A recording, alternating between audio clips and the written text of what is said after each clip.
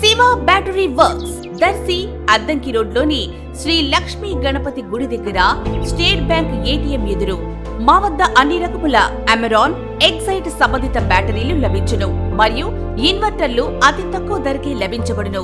వివరాలకు సంప్రదించండి. Proprietor B Srinu.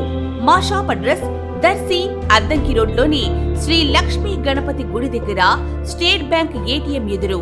మా సెల్ నంబర్ 9848172240. ప్రేక్షకులకు నమస్కారం.